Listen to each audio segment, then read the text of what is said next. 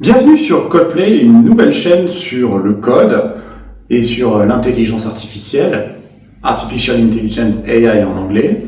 Donc sur Codeplay, on va jouer à résoudre des énigmes, des casse-têtes, des puzzles, des problèmes en général. Et c'est une excuse pour pouvoir pratiquer la programmation et le code et de comprendre l'intelligence artificielle au sens large. Donc avec l'intelligence artificielle, on peut essayer par exemple de résoudre des problèmes. On peut également utiliser le code et la programmation pour construire des applications pour mieux appréhender un problème. On peut essayer de jouer contre des IA, éventuellement de les battre. Donc on va essayer de mixer code, programmation, IA autour des jeux pour mieux comprendre les enjeux qui se cachent derrière ces domaines-là. Et puis c'est aussi une excellente boîte à outils pour résoudre des tas de problèmes qu'on trouve dans la vie réelle. Ne sous-estimez pas les jeux, c'est quelque chose d'assez sérieux. Et sur cette chaîne aussi, c'est aussi pour moi l'occasion de partager des résultats scientifiques autour des jeux, autour de la programmation et autour de l'intelligence artificielle. Je suis chercheur en informatique, professeur des universités, et voilà, je tenais à partager ma passion pour tout ce qui est code, programmation, logiciel et intelligence artificielle au sens large.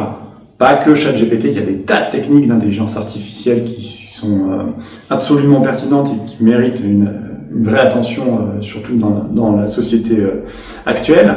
Donc voilà, sur Codeplay au programme, évidemment des jeux, mais aussi des guests, des applications qu'on va coder, des programmes qui seront expliqués, des résolutions de problèmes, des présentations de résultats scientifiques potentiellement nouveaux, une étude de thèses existantes en vulgarisant un maximum. Donc voilà, c'est un vrai plaisir pour moi de vous présenter cette chaîne. Et voilà, abonnez-vous, likez, partagez, etc. Et à très vite sur la chaîne. Dans ce premier épisode, on va s'intéresser au jeu du 15. Donc c'est un jeu relativement simple, qui peut intéresser des enfants dès 8 ans.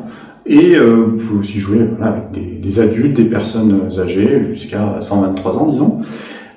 Et ce jeu-là, malgré sa simplicité apparente, il cache quand même une certaine complexité, cache un certain mystère. Donc on va essayer d'appréhender la magie qu'il y a derrière ce jeu pour devenir des magiciens de ce jeu du 15 et d'arriver à le maîtriser totalement et de battre à plat de couture n'importe qui, ou du moins de ne pas perdre. On va un peu coder dans cet épisode.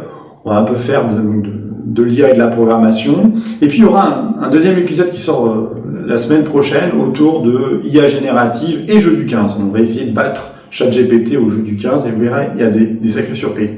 Mais dans cet épisode, voilà, je voudrais qu'on se concentre sur ce jeu du 15 qui me fascine pas mal et dont je prends plaisir à échanger ou à jouer avec certains et à piéger pas mal de personnes.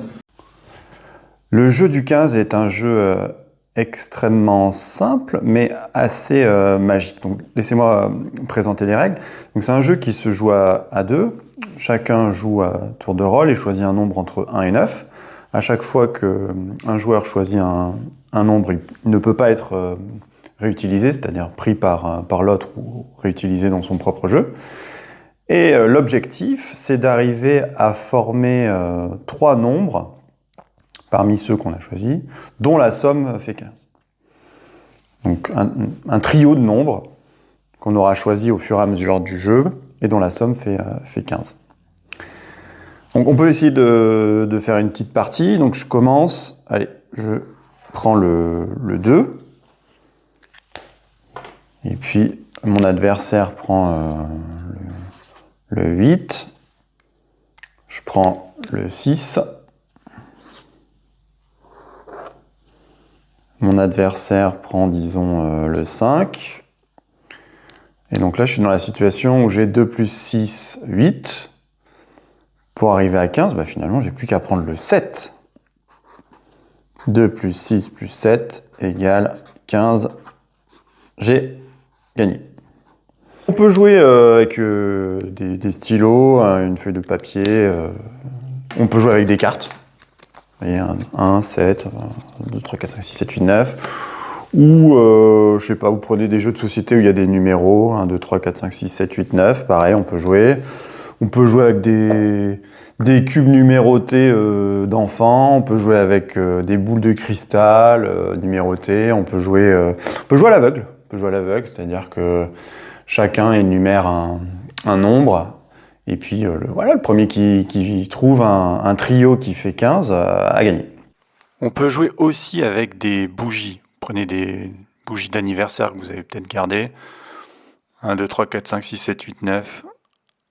Et vous allumez les bougies à tour de rôle en se mettant d'accord sur une convention sur qui a joué telle bougie et donc tel nombre. Et puis le premier arrivé à 15 a gagné. 2, plus 5, plus 8. Voilà, ici, il y a déjà une victoire. Alors on récapitule les règles en 30 secondes. 9 nombres distincts. Chacun, son tour, on choisit un nombre. Donc ici, Alice et Bob. 3 exactement, un trio, dont la somme fait 15. Donc ici, une partie. 8 plus 7, ça marche pas parce que c'est pas un trio. Et là, Alice l'emporte brillamment parce que 8 plus 5 plus 2, ça fait 15. Si personne fait 15, ça peut arriver. Aucun trio ne fait 15, match nul. Voilà les règles. Maintenant, on rentre un peu plus dans le vif du sujet.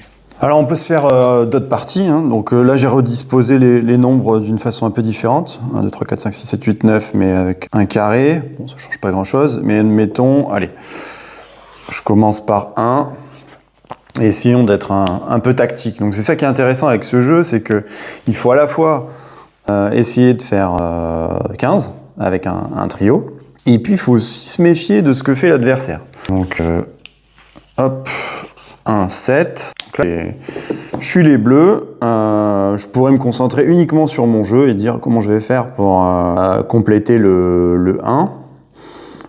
Donc il y a plein de possibilités finalement. Je pourrais prendre un 9 avec l'idée de faire ensuite 5, parce que 1 plus 9 plus 5 égale 15. Je pourrais tout aussi prendre 6 pour viser le 8. Mais il faut aussi que je fasse attention, parce que peut-être que les rouges vont pouvoir gagner. Alors, il s'avère, petite précision aussi par rapport à ce que je viens de dire, il faut vraiment un trio de nombres. Par exemple ici, les rouges, on pourrait penser qu'ils menacent 8, parce que s'ils prennent 8, bah, ça fait 7 plus 8, 15, ils ont gagné. Mais en fait, ça ne marche pas parce qu'il n'y a que 2 nombres qui auront été sélectionnés. Il faut vraiment un trio. Donc les rouges, par bonheur, ne menacent pas encore de gagner. Donc on peut vraiment se concentrer sur notre jeu. Allez, je vais prendre un petit 8. Donc 1 plus 8, 9. 9 pour aller à 15, 6. Normalement, les rouges n'ont pas trop le choix, là. Ils doivent réagir en conséquence. Ils prennent le 6. Donc c'est plutôt bien joué. Et donc moi, avec les bleus, il faut que je fasse gaffe. Il faut aussi que je fasse attention à ce que les rouges ne gagnent pas. Parce que pour le coup, là, 7 plus 6, 13. 13, 2. Aïe, aïe, aïe. Donc là, je suis limite forcé de prendre le 2. Voilà, et c'est un jeu comme ça, où à chaque tour, finalement, il faut réfléchir à son propre objectif, qui est une somme de 15, et à empêcher par prophylaxie, en prenant les nombres qui feraient gagner l'adversaire.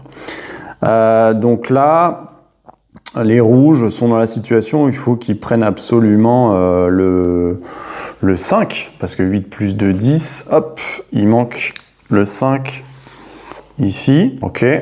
Et alors là, c'est au bleu de jouer. Là, ça se complexifie encore davantage parce que on est dans la situation où il y a une combinatoire intéressante. Par exemple, 7 plus 5, 12. Donc il y a le 3.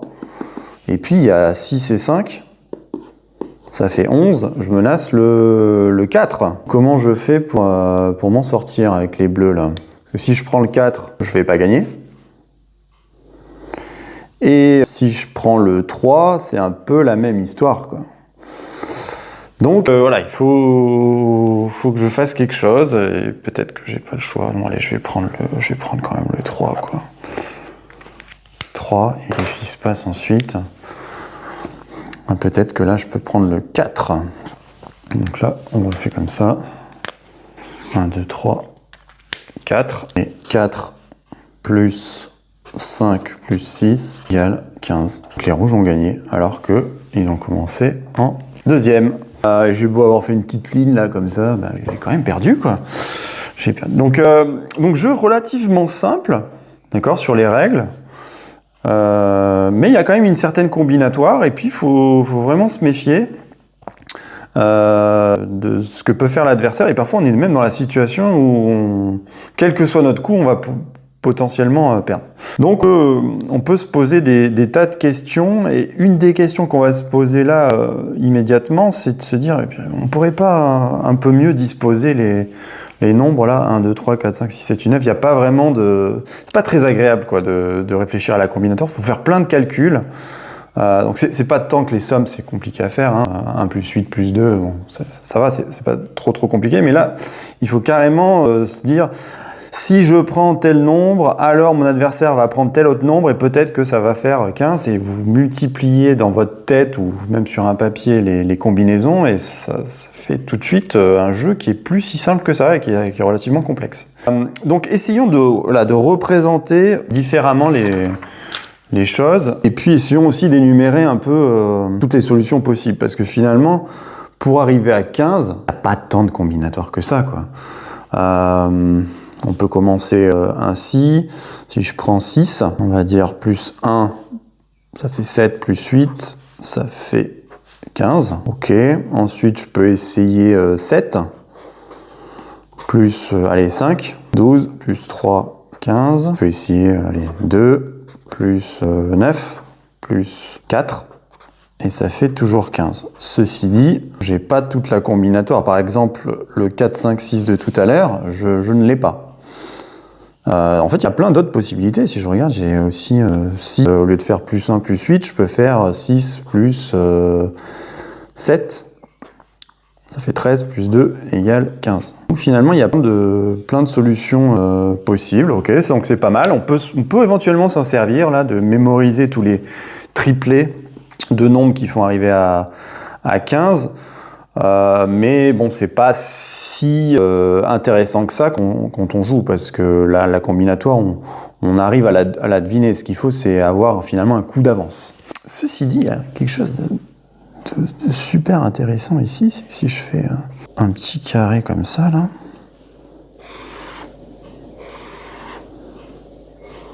qu'est-ce qu'on remarque? 6 plus 1 plus 8 égale 15, donc toutes les lignes font 15. Puis il y a quelque chose qui est super marrant, c'est que 6 plus 7 plus 2, ça fait aussi 15. 1 plus 5 plus 9, ça fait aussi 15. 8 plus 3 plus 4, ça fait 15. Donc là, j'ai 6 solutions possibles. Par contre, le 4 plus 5 plus 6, ça, je ne l'ai pas dans mon magasin. Ah bah si, je l'ai. C'est la diagonale. Ici, là, 6 plus 5 plus 4, ça fait 15. Peut-être ce qui va me manquer, c'est la combinatoire de plus 5 plus 8. Je l'avais pas. Jusque là, égale 15. Ah mais si, je l'ai. C'est la diagonale. Elle est là. 15. Alors qu'est-ce qui s'est passé ici? J'ai restructuré les nombres d'une façon un peu spéciale. Donc dans un carré 3 par 3. Mais contrairement à tout à l'heure, là où c'était ordonné, là, j'ai réussi par magie à les configurer de telle sorte à ce que toutes les lignes font la somme de 15, toutes les colonnes font la somme de 15, et toutes les diagonales, il n'y en a que 2, font la somme de 15. Et finalement, j'ai couvert les 8 solutions possibles du jeu du 15. J'ai fait ce qu'on appelle un carré magique, où la somme sur les lignes, sur les colonnes et sur les diagonales est égale à un même nombre, ici 15. Quoi. C'est fantastique. Ça nous donne une perspective intéressante sur le jeu du 15. Ceci dit, est-ce que c'est si utile que ça en pratique? À voir. Bah oui. Si. En fait, c'est pratique, parce que finalement, jouer au jeu du 15, ça revient à faire une ligne comme ça, ou une diagonale, ou une colonne. En gros, jouer au jeu du 15, ça revient à jouer au jeu du morpion.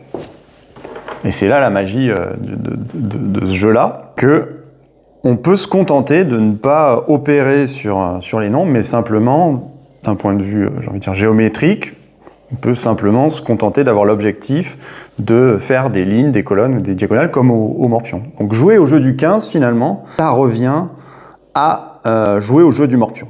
Peut-être que vous êtes extrêmement fort au jeu du morpion. En tout cas, c'est un jeu qu'on connaît un petit peu parce qu'on y joue à l'école ou, je sais pas, au restaurant en attendant que le temps passe ou dans une salle d'attente ou je ne sais où pour rigoler, quoi. Donc on a l'habitude de ce jeu et c'est vrai qu'il est assez intuitif et si on le connaît un peu, normalement, on peut être excellent à ce jeu et donc on peut être excellent aussi au jeu du 15. Donc on peut se faire une partie, une vraie. Allez, je commence ici avec la croix. Le joueur adverse met une pièce au centre, ce qui est plutôt une bonne approche. Je mets une pierre ici, 6. Le joueur adverse se croit malin en menaçant la diagonale. Qu'est-ce que je fais? Je mets du 2. Là, je menace à la fois le 7, à la fois le 9. Soit de gagner avec une ligne, soit avec une colonne. Et les bleus ici, ceux qui jouent avec les ronds, sont perdus. Quel que soit leur coup, le joueur adverse va gagner. Donc si je pars avec 9, hop, j'ai gagné. Et puis s'il y a une parade ici avec 7, j'ai gagné aussi. Voilà, intéressant. Si on revisite notre partie de morpion, là je vous donne un petit indice. Quand j'ai joué 6, 8 est un très mauvais coup parce qu'il perd directement, mais il y a d'autres coups qui sont beaucoup plus solides, par exemple 7, 3. Et puis là, on va faire un espèce de match nul. Je joue aussi avec des cartes, hein, donc je peux faire une petite démonstration ici. On peut jouer au jeu du 15 où chacun enlève des cartes au fur et à mesure. Donc par exemple ici 1, 3, 8, 9. Et puis je vais gagner avec 6, quoi. 6 plus 1 plus 8. Ceci dit, c'est pas hyper agréable de jouer de cette manière-là. Donc, une manière de faire, c'est de restructurer ce carré et de le rendre magique. Alors, comment je peux faire ça? Je vais mettre le 1.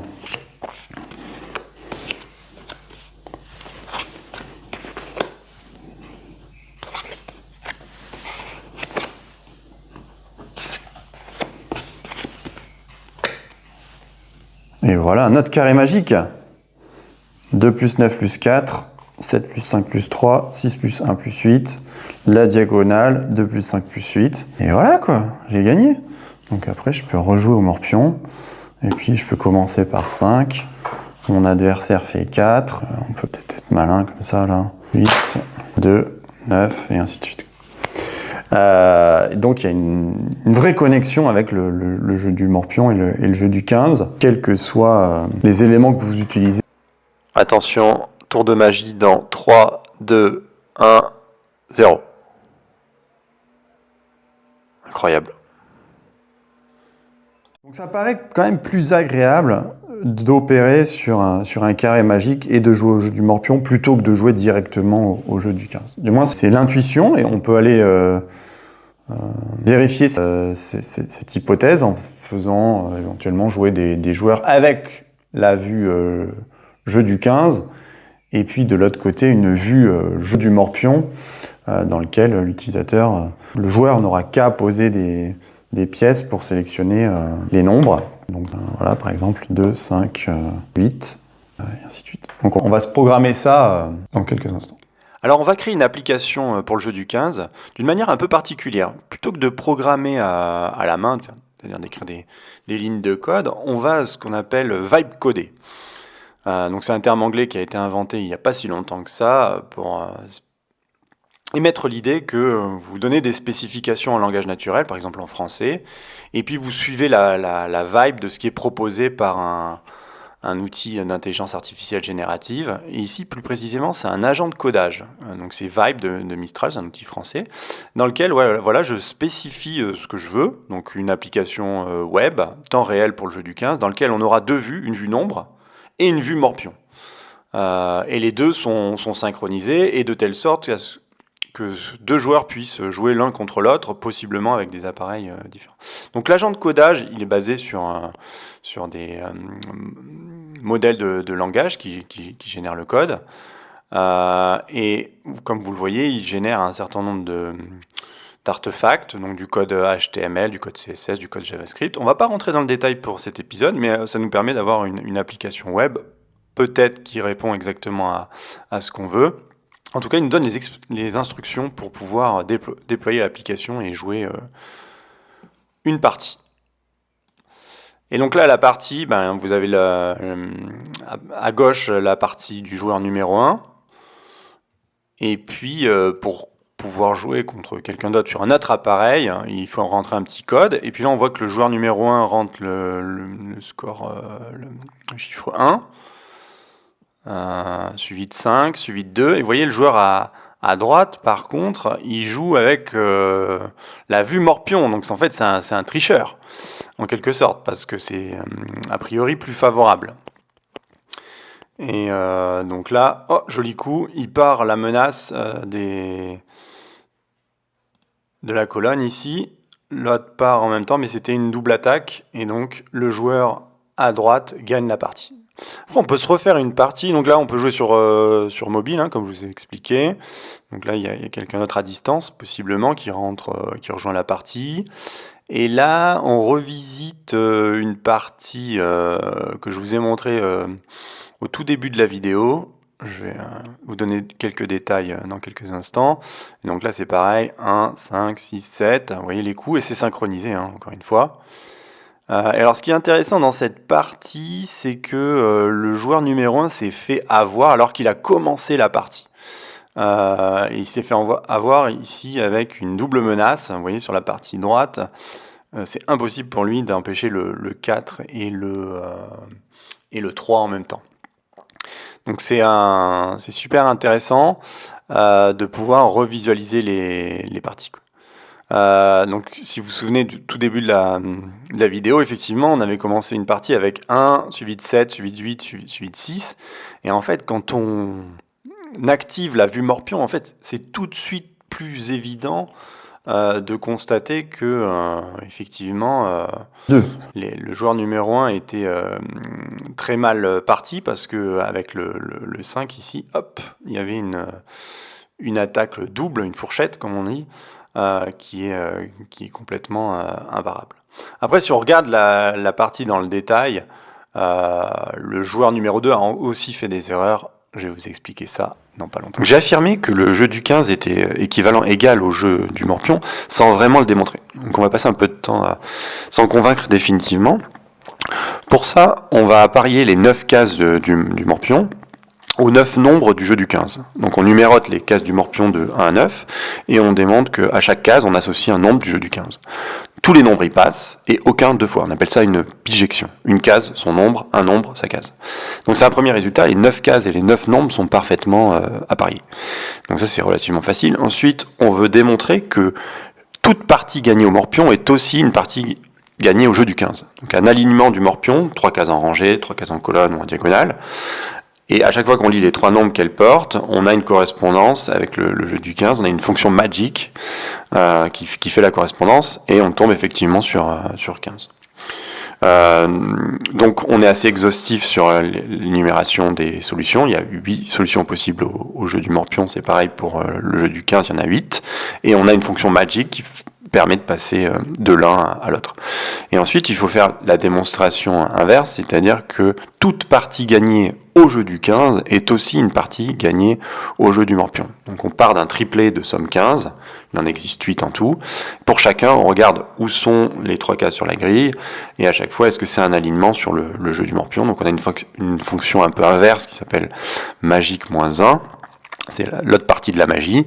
Et effectivement, aux 8 triplés dont la somme fait 15, on a bien une correspondance avec les 8 alignements, colonne, ligne, diagonale du jeu du 15 sans exception. On couvre complètement. Donc on a magique et magique moins 1, on a une correspondance à case nombre. Voilà, c'est une démonstration très claire que le jeu du morpion est équivalent au jeu du 15. Maintenant, ce qu'on va chercher à faire, c'est d'avoir une stratégie optimale pour nécessairement gagner au jeu du 15, ou au moins de ne pas perdre.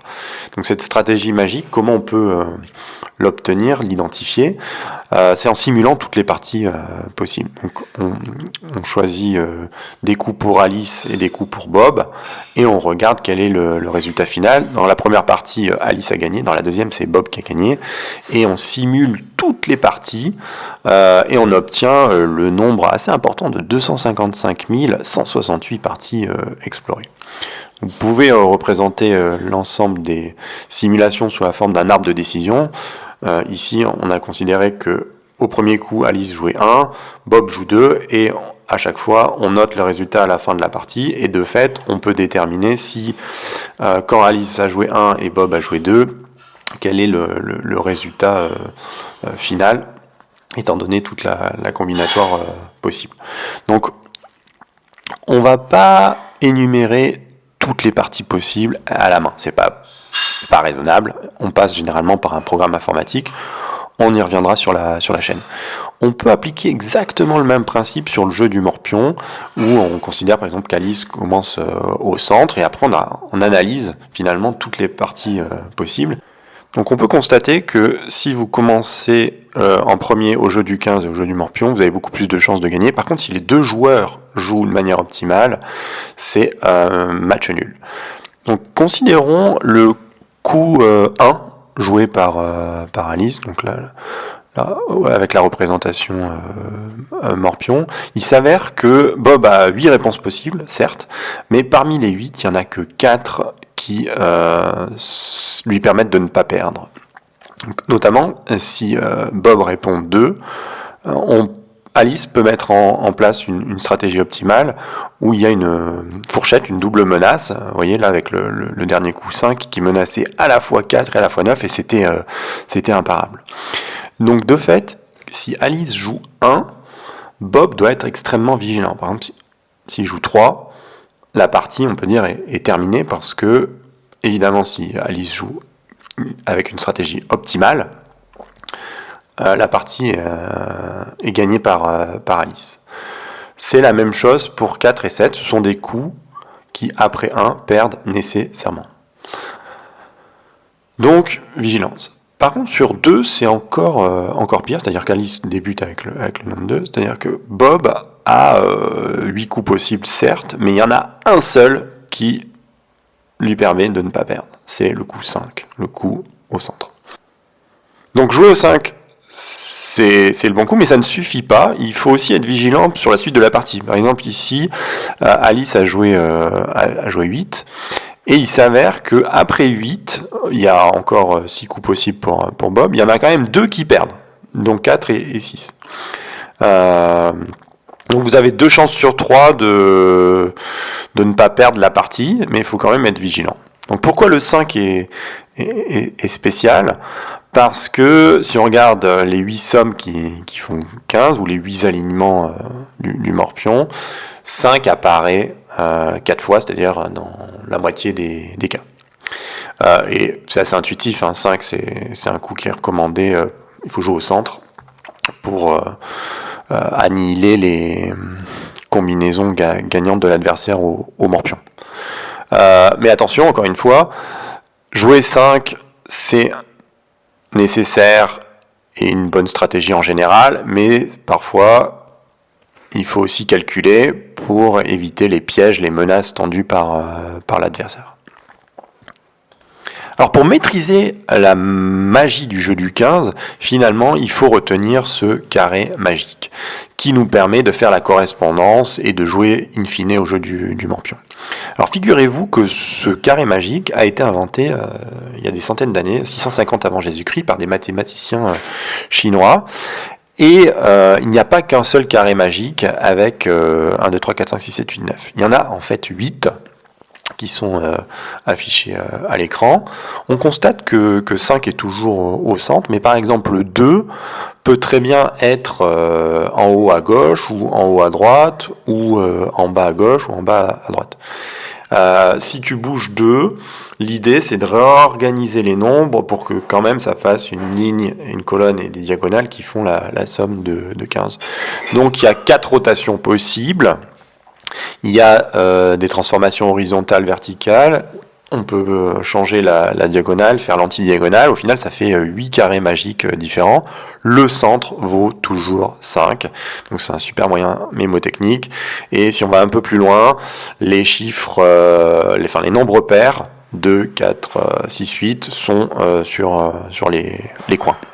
Et après, c'est des nombres impairs. Donc il faut retenir un des 8 carrés magiques dont la somme fait 15 avec les nombres de 1 à 9. Si vous retenez ce carré magique, peut-être que vous serez capable de maîtriser la magie du jeu du 15, en tout cas d'être plus à l'aise que quand on fait des sommes. Alors le jeu du 15, il est sympa, mais peut-être il est un peu trop facile. On peut encore plus le complexifier. Et le principe est le même.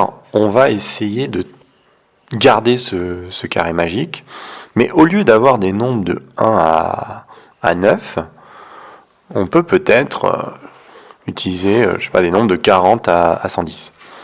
Donc la somme sera pas 15 parce que c'est juste pas possible, mais on a toujours un carré magique, et cette fois la somme dite magique, c'est 210. Du coup vous pouvez jouer finalement au jeu du 210 en utilisant des nombres de 40 à 110. Et on peut encore plus complexifier, on peut faire le jeu du 32 768 en créant un carré magique, cette fois où le produit magique, donc la multiplication des nombres, fait 32 768. Alors ça c'est une version hyper complexe évidemment, très difficile à jouer, mais par contre si vous savez que ça se ramène au jeu du morpion, vous allez encore plus facilement gagner. On peut aussi avoir des transformations un peu plus complexes avec l'utilisation des nombres premiers. Donc là, c'est le jeu du 177 par exemple, où on utilise des nombres premiers. Donc à la fin, que ce soit le jeu du 15, le jeu du 210 ou le jeu du 32 000 et quelques, c'est l'idée de se ramener au jeu du morpion en faisant une transformation sur les nombres. Donc vous pouvez challenger vos amis en énonçant qu'il y a 2 joueurs, on choisit des nombres de 40 à 110. Le but du jeu, c'est de faire le jeu du 210, et vous savez que au final, c'est le jeu du morpion. À mon avis, vous avez encore plus de chances de gagner qu'au jeu du 15, parce que là, il faut faire des sommes un peu plus complexes à appréhender. Nous voilà arrivés au terme de notre exploration du jeu du 15. On en a cerné tous les mystères, tous les pièges qu'on pouvait tendre à notre adversaire, et toute la magie qui se cachait derrière le jeu, avec ce fameux carré magique et la correspondance avec un jeu fort connu. Donc on a maintenant une stratégie où on est imbattable. C'est-à-dire qu'on va gagner des tas de parties. Au pire, on fait match nul parce que notre adversaire joue des coups excellents, soit par hasard, soit parce que peut-être il a pu raisonner et calculer des tas de coups, soit lui-même est au courant ou elle-même est au courant des spécificités de ce jeu. Mais faites le test avec des amis, ça c'est un jeu qui s'explique très rapidement, ça peut jouer avec des enfants, avec des personnes adultes, âgées, etc. Normalement, vous devriez gagner des tas de parties, avec un petit challenge quand même, c'est de mémoriser dans sa tête le fameux carré magique et de calculer un minimum les combinaisons. Un autre challenge que je vous propose, c'est de créer une variante du jeu du 15. Donc par exemple, on a vu le jeu du 177. C'est un peu plus complexe, mais ça vous permettra d'encore plus gagner certainement de parties, parce que les sommes là deviennent extrêmement difficiles. Alors faites pas un jeu trop complexe, sinon ça va se voir, les gens vont sentir qu'il essaie de me piéger. Voilà, c'est la fin de cet épisode, j'espère que ça vous a plu. Abonnez-vous, likez, commentez, partagez. C'est le premier épisode, mais il va y en avoir de nombreux autres. Dès la semaine prochaine, il y a la suite de cet épisode où on va continuer avec le jeu du 15, mais ça va être encore plus fun. On va essayer de jouer contre une intelligence artificielle générative. On va essayer de jouer par exemple contre ChatGPT ou contre Mistral. On va voir qu'il y a pas mal de surprises, y compris des résultats scientifiques non connus à l'heure actuelle. Et donc on va pouvoir encore se faire plaisir avec du code, de l'intelligence artificielle et des jeux. À bientôt!